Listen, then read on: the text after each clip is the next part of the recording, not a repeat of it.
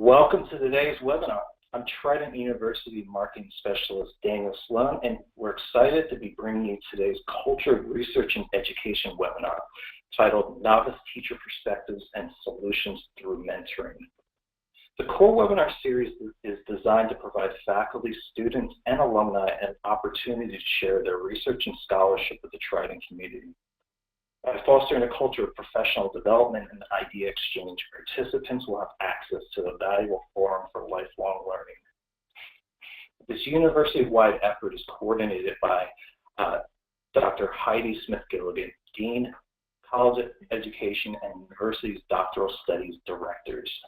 A few notes before we begin today's session. Anyone in the audience, feel free at any time to ask questions. You can submit those on your control panel about halfway down. We'll have a Q&A session at the end of the webinar. If you have any technical issues, you can submit those issues there, or you can email me directly at daniel.sloan, that's S-L-O-A-N, @trident.edu. This webinar will be recorded. All attendees will receive a link to this webinar and a copy of the slides later this week. Today's session will be hosted by Dr. Heidi Smith-Gilligan. She's currently the Dean of the College of Education. She joined Trident in 2014 as Director of the Doctorate of Education program. She has over 20 years of experience in higher education administration, including time at California State University, Long Beach, where she launched that institution's EDD program. Dr. Smith-Gilligan earned an EDD in Community College Higher Education Leadership from CSU Long Beach, as well as master's and bachelor's degrees from San Diego State University. Dr. Smith-Gilligan's research interests include access, retention, and persistence of underrepresented college students, financial literacy of college students, and professional development of student affairs personnel. I'm going to hand things off to Dr. Smith-Gilligan now. Take it away. Thank you, Daniel, and welcome everyone to our core webinar. I have the privilege of introducing Dr. Shehnaz Khalfan-Washington. She's a graduate of our Doctor of Education and Educational Leadership program with a concentration in elementary and secondary leadership. She holds a bachelor's degree in English literature and a master's degree in adolescent education, and is a New York State certified English language arts and students with disabilities teacher. She's currently teaching English language arts and advanced placement courses in a high school in New York City, where she also serves as a lead teacher for the English department and serves as a mentor to novice teachers. She was a nominee for the Big Apple Award, recognizing teacher excellence in New York City in 2016, and she is the recipient of the 2017 Educator of Excellence Award, awarded by the New York State English Council. Her research interests include the effects of mentoring new teachers and how the physical environment can impact student learning. Today, she will share her dissertation research on novice teachers' perspectives on the impact and effectiveness of a teacher mentoring program. Her dissertation is available on ProQuest and is presented in the 3-article format. This is a cornerstone of our Doctor of Education program, as this format is supportive of our scholar practitioner emphasis at Trident University. Dr. Khalfan-Washington, I'll hand it over to you. Well, thank you, Dr. Gilligan, for that introduction. Good evening, everyone, and thank you for being here. So today I'm going to talk about novice teacher experiences with mentoring in an urban New York school, a qualitative study. This was my study. And I would also like to share some of the experiences of novice teachers, some of my findings. So today I'm going to talk about not only their perspectives, but the needs of first-year teachers. As an English teacher of 10 years, it's fascinating to me how needy a new teacher is. I was needy 10 years ago, and certain things just haven't changed. First-year teachers need a lot of support.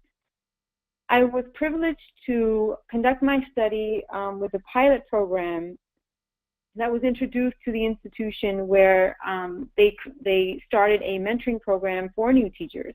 So I'll be talking about novice teacher reactions to mentors. I'll talk about how I collected my data, my findings, and then finally the recommendations that I had for the institution. So my research question: what are the experiences of novice teachers in a mentoring program in an urban school in the South Bronx of New York City? I came across this research question, my topic really.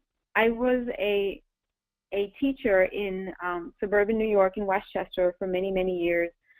And when I came closer to conducting my dissertation, my study, I decided that I wanted to do something in an urban school. I wanted to do something with mentoring because I know it's important. And so I landed a position in an urban school in the South Bronx of New York City, not the best area, but it was definitely an urban school. And, you know, in my first year of teaching there, I was startled by the teacher turnover. Now, I had come from suburban, you know, New York schools where teachers didn't leave. And if a teacher left, it was either because they moved or maybe it was a maternity leave. And here I am at the school, and in the middle of the year, 10 teachers leave. At the end of the year, 30 teachers leave. I come back the following year, and there's a whole slew of new teachers. That, to me, was startling. Interestingly, the administration at the end of my first year approached me, and they asked me to be a mentor to a new teacher. And I said, absolutely. And then I spoke with the program leader, and I said, could you tell me a little bit about the structures you have? How long have you had this program? You know, how long has this program been running at your institution? And he said, no. We know that we have a problem, and this is going to be our first year of implementing, and we'd like you to be a part of it. And I said to myself, wow, this is an honor. And then it's like a light bulb that went off in my head. I said, wow, this is going to be my study. And so I was privileged to conduct the study. I have a lot of good information that I believe that I attained from this study, so I'd like to share it with you. So I decided to do the 3-article developmental format for my dissertation. I really liked doing this because I really felt that it was fluid in the way my thought process worked. I started with an extensive literature review. Then I talked about the study and the process, and then finally my recommendations for the program. So in my literature review, I discovered some very interesting information. And I'd like to start by saying that something that stayed with me. Since 1994, there's been a consistent increase in teachers leaving the profession. That, to me, is unacceptable and absolutely mind-boggling.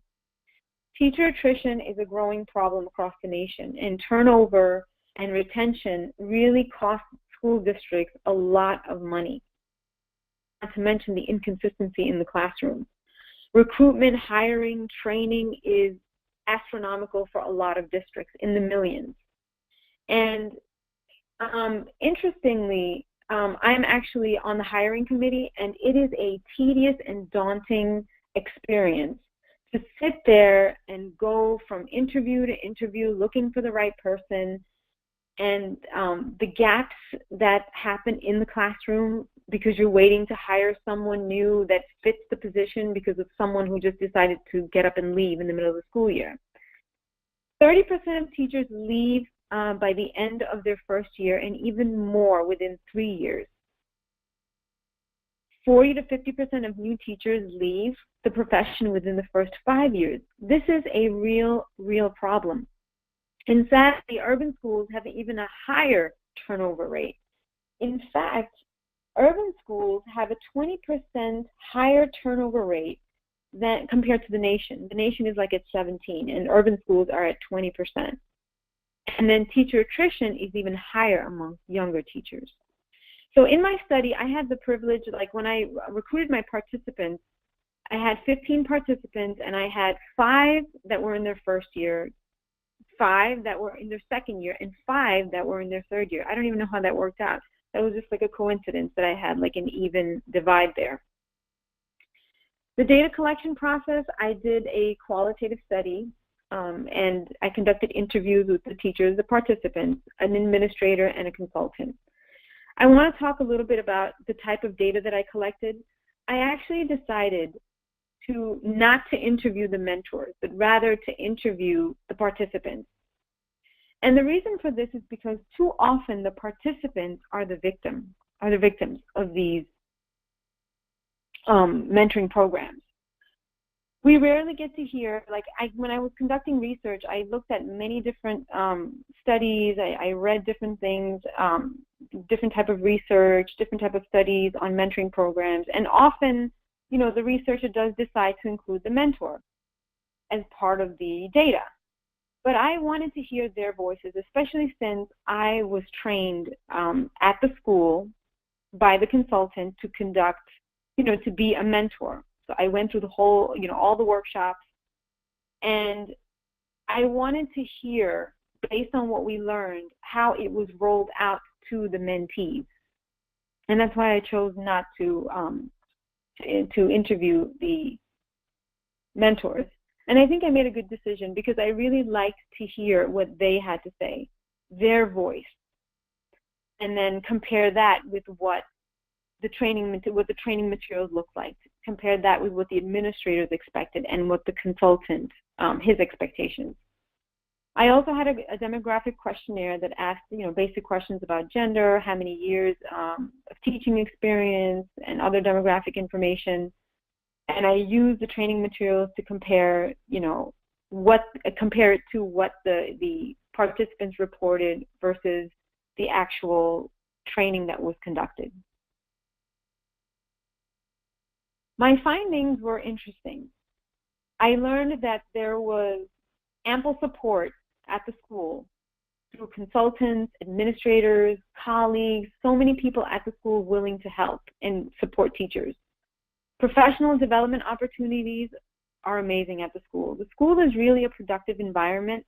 They really encourage teachers to seek and scout professional development opportunities tailored to their needs, and they're more than willing to pay for it, which is great, you know, of course, within reason. And so that makes the school a very productive environment. But the problems that I saw were the inconsistency of program leaders. So the program leader that I actually interviewed didn't know she was the program leader until like a couple of months in. And then she had to leave due to maternity leave. And therefore, there was lack of administrative monitoring, which was important because we really didn't know whether, you know, the program leaders didn't actually know whether the mentors were regularly meeting with their mentees. There was little to no accountability. I do remember at one point, and I do remember at one point that we had to do like a check-in. There was a spreadsheet where you had to put in like the date of when you met with your mentee and some notes to accompany. However, there was no real accountability where people would seek and look to see whether you're actually meeting with this person or you're just like logging in information. The program didn't have an evaluation tool. Now, I know this was their pilot year. However, even in a pilot year, I think it's important to have some basic and structures to ensure that there's some type of accountability and format of how you're going to roll out this program. And sadly, participants felt overall that their experience was ineffective. And program expectations were not met based on what the consultant and the administrator reported. Additionally, the school environment was found to be a very progressive environment, supportive, approachable, professional. The administrators are very helpful to the teachers. There's so many resources, which is wonderful, especially with classroom supplies. A lot of times in other schools where I've worked, and I know just speaking with other professional teachers, that a lot of times we're scrambling for supplies. This particular school is really generous when it comes to supplies for teachers, things that you need. If they don't have it, they'll order it for you. There's an order form, different systems in place to support, materials that teachers may need. They really make every opportunity to help teachers, to support them in the classroom to ensure they succeed, which is really, really good. Like I said, they have a lot of professional development opportunities. They hire consultants to come in and work with teachers one-on-one. They have consultants coming into the classroom to observe and provide feedback. The department chairs are also very helpful. We also have different roles and responsibilities of going into the classroom and assessing instruction and providing support where it's needed. And the participants basically reported that there were great opportunities for them to grow professionally, and the environment is friendly and a positive environment, which is important for teacher development. So the impact and practice and implications, the intended audience for my study is for school officials, program leaders, researchers, practitioners, to really have an opportunity to just hear the voices of what a new teacher needs. New teachers often are like, I don't want to compare them to children, but they're very needy.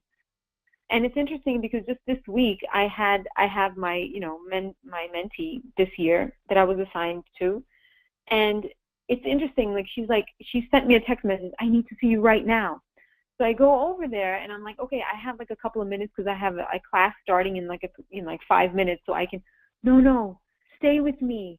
I need you. And it worked out, and I found someone to cover my class. But it's so interesting that they are so needy. They really need a lot of support, because a lot of the preparation programs that they're graduating from today do not prepare them. They're not adequately prepared to be in the classroom, and just they need a lot of support, a lot of structure, a lot of tools, a lot of how-to. And so it is really important for schools that want to start a mentoring program, which is very, very important, to have some type of structures in place to ensure that these teachers do receive the support that they deserve. And it was interesting in the study, 4 out of 5 participants were in their first year. I did mention earlier that I had 5 participants who were in their first year, stated that if they did not have a mentor, whether official or otherwise, it would have been a devastating experience for them. One participant said to me, I would leave and go back to my country if I had no one to guide me. That is how important mentoring programs are for teachers. And again, I felt like it was very important to hear the voices of the participants as opposed to hearing what the mentors had to say. Maybe in the future I may want to interview mentors to hear their perspective. For the purpose of my initial study, I felt it was very important just to hear what they had to say. There is a lot of professional development at the school, and professional development is really important for both the mentor and the mentee. It's important to provide professional development even for the veteran teacher who's a mentor, because they have needs too. They may not be able to connect with this very young teacher and may need some tips on how do I approach certain issues, because the issues we had 10 years ago are not the issues we have today. Today, the school that I work in wants teachers to use a lot of technology to engage students. Well, a veteran teacher of 20 years may not be very familiar with technology and what it has to offer. So they too need professional development. Simultaneously, you have mentees who may need a lot of support in the classroom on discipline, classroom management. These are different types of professional development that the schools can bring or offer to teachers. The cost of teacher turnover is extreme. That is why mentoring programs are so important. And also, when we lose so many teachers, it disrupts the learning environment. And sadly, we have all these teachers leaving, yet research shows that it takes 3 to 7 years for a beginner teacher to become experienced enough to be considered highly qualified. Well, we have all of these teachers, based on statistics, leaving within the first 3 years, even more so within the first 5 years. So we really don't have high-quality teachers in the classroom. Excuse me. And also, when we invest in our teachers, teachers feel appreciated. If we show that we care by providing them professional development, by providing them with the mentors, it makes them feel appreciated. It makes them feel like they want to stay because someone cares about me, someone is invested in my development.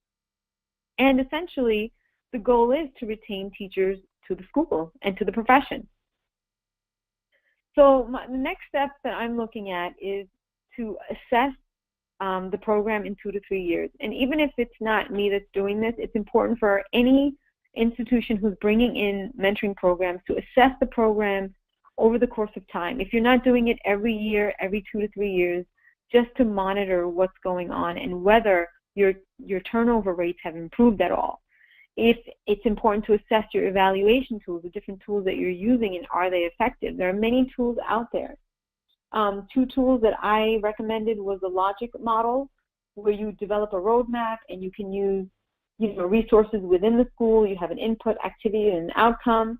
I also recommended the objective-based approach, which is focused more on specific outcomes. So it's important to find an evaluation tool that works for your institution, and then to really assess whether it's working. And also to assess the leaders and the mentors. What type of mentors are we selecting? Because mentor selection is really, really important. Simply because a teacher has been teaching for 20 years does not make that teacher a good candidate for mentoring. And it's interesting because I was recently, I'm so honored that the school where I conducted the study is now using my study to revamp their program. And I actually have a stake in it. I'm part of their committee, which is really wonderful because it makes me feel that, the work that I did is being used in an effective way to really make a difference. So, we sat down and we had people, we asked them, we gave them a little overview of what the mentoring program would look like and if they were interested, and then we conducted interviews. We had about 15 people interview, and we had one particular person that had been teaching for 20 years. But when asked the questions, what type of tools would you, implement, like how would you approach a new teacher with a problem? The response was, well, that's a loaded question, which startled the committee. This person of 20 years, and I'm not saying the person, doesn't know what they're doing. I'm sure they are very, proficient in what they do. However, not all teachers that have been teaching many years know what tools a young person may need. Maybe after professional development, maybe after, some type of training. But it's important to just assess, who are these mentors? Are they people that are flexible, approachable? Who are the leaders, the program leaders that are running this program? Are they consistent? Are they really monitoring? Are they really doing what they need to do to ensure that the program is successful? There should be a yearly assessment of retention rates to assess whether the program is working, and then to check for possible contributors. It's not always a mentoring program that's not working. It could be other issues at the school, sometimes administrative changes. I know I worked in one place a couple of years ago where we had a new principal every year. That type of environment is so inconsistent and confusing to teachers because visions keep changing that people leave just for the sake of sanity. And then what type of incentives are we offering? What type of motivation? Monetary motivation is sometimes something that is very desirable for a lot of people. So are we offering that, or maybe this population of mentors are not interested? They're not interested in monetary. Maybe it's something else that they may want. Maybe days off that are paid. So it's important to see what the school can offer as an incentive, and then to see if those incentives are actually desirable. So in summary, I want to just recap quickly. I'm really excited about the revamping of the mentoring program at the institution where I conducted my study. I learned a lot about the experiences of novice teachers and the importance of a mentoring program in providing support. Research shows that mentoring benefits not only the mentor, the protege, but also the organization. I learned about the needs of novice teachers, and now after conducting the study, I actually had the opportunity to support and help novice teachers and to suggest professional development for them, which is really a good feeling. And all in all, the importance of developing these programs to support and retain teachers to the profession. I'd like to thank everyone for being here tonight. Thank you, Dr. Gilligan, for this opportunity. I'd like to thank Trident University for giving me the opportunity to share my research. Thank you. So do we have any questions? Thank you, Dr. Khalfan-Washington. Thank you so much. So I will share very briefly that I had the honor of serving as Dr. Khalfan-Washington's dissertation chair, so perhaps I'm a bit biased, but I am always impressed by her passion for the topic and her ability to bring the practitioner perspective to her research. I will say that it's been a rewarding experience guiding her through the process of becoming a scholar and a leader in the field of education. And I really feel strongly that her dissertation is a great example of the application of research to a problem of practice, something very tangible for her to kind of hang on to and share her findings in ways that are going to be very productive for not only her school site, but well beyond that. So at this time, I'd like to open it up to any questions from our participants. So I'll turn it over to Daniel, who'll be facilitating the questions. Great, thank you. We do have a couple questions. And just a reminder, if anyone else has any questions, please submit them via the control panel. You'll find the question box about halfway down. First question, this one is for you, Dr. Khalfan-Washington. When it comes to mentoring and those experienced teachers who may have the benefit of experience but aren't really cut out to be mentoring, do you feel that younger teachers who are good mentors could help bring those teachers with experience closer to being serviceable or excellent mentors? Thank you for that question. Interestingly, I can't say that older teachers or younger teachers are better mentors. Sometimes it's just personality.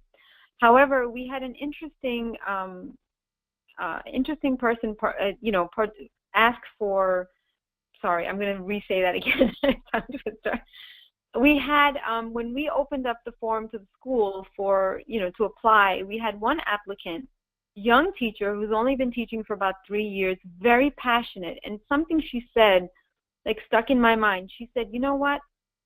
Only 3 years ago, I was in the position where I needed help, and I have all these tools fresh in my mind, and I really feel that I could be an effective mentor. And a lot of times we think that, experience is important, especially for guiding a new teacher. Well, sometimes, it's personality, it's passion for the field. So we could have a 30-year teacher be very effective with mentoring. So I think a lot of times it has to do with personality. However, there is some benefit to a younger mentor in terms of being able to support with instructional pieces or maybe with technology. But a lot of times, like the old methods, that you learn from experience are golden. I hope I answered that thoroughly. Great. Thank you. And definitely could hear the passion in your voice there. Next question for you is, and this is a two-part question, is Dr. Khalfan-Washington, is what is your recommendation for school administrators to hold mentors more accountable for consistent and ongoing meetings with new teachers?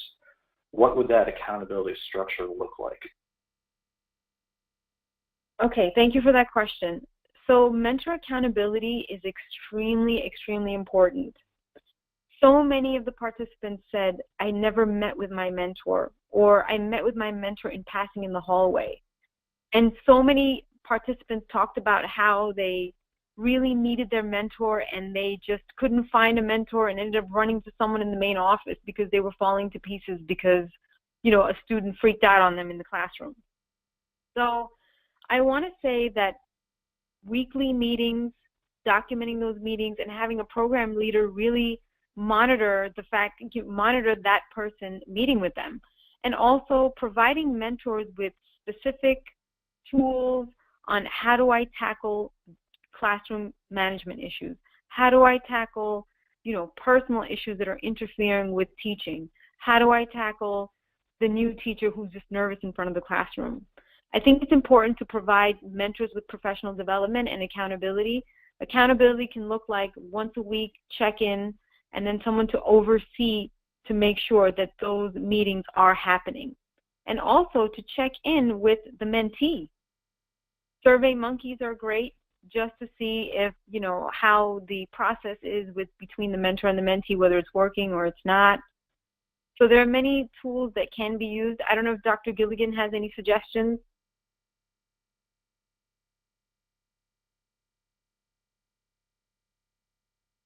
I'm sorry about the delay there. I had muted myself and was talking. No, I mean, you make some very good suggestions, and I think that something that you're very passionate about the topic, and it's coming across, but I feel like what you're trying to say is that you need to find a way to do a holistic approach to the evaluation process and consider everybody's perspectives and voices. That means the mentors, the mentees, the administration, and trying to determine what's working and what isn't working. And it's interesting that you also note the mix of more experienced teachers versus novice teachers, and that presents a very interesting challenge in terms of what your pool of mentors and your mentees will look like. So I think you made some very good points. I hope that answers the question too. I understand there's two parts though, so let's see what else Daniel has to say. Well, I shared both of the parts when I initially asked the question. Yeah, and the second part was, what would the accountability structure look like? So, and next question, this one again for you, Dr. Khalfan-Washington, is, can you please discuss your experience with the TAD process in conducting your research? So, the process initially was, initially I was going to do like a qualitative and then a quantitative, and I wanted to do both. And then I decided that I was just going to do qualitative because I really was passionate about the voices of the participants, and because I was selected as a mentor, I decided that I was just going to do qualitative. So I started first with, sending out an email. I spoke, of course, I got permission before I did any of this. And then I recruited participants. After I recruited participants, I, had them sign. I did the consent form. I did the demographic questionnaire. I started my interviews. I spoke with the participants. I spoke with the consultants and the program leaders. And then I did the triangulation with everything that I found. I used a program called NVivo, which was recommended to me by Dr. Gilligan. Initially, that's what I did use, and then I spoke with another doctoral candidate at the institution, and she said that she was doing it by hand and it's easier. And then I did find it easier, just looking for trends, looking for, consistent themes that emerged from the voices of the participants, and then that's how I came up with my study, and then then later formed my recommendations based on that. I hope that answers your question. Thank you. And that is actually, those are actually all the questions we have now. So I'm going to pass things back to Dr. Smith-Gilligan to close things out. Thank you, everyone, for your participation. And if any last-minute questions come in, we'll be sure to get to that after the webinar. Thank you. Thank you. Thank you, everyone, for attending and participating in today's C.O.R.E webinar, Novice Teachers' Perspectives and Solutions Through Mentoring. We will be sending you a link to the recording of today's session and the slide deck later this week. If you'd like to reach out to today's presenter or myself, our contact information is on the screen now. The next C.O.R.E webinar is scheduled for October 19th. Please keep an eye out for more details later this week, and I hope you will join us again. But for now, goodbye and have a great evening.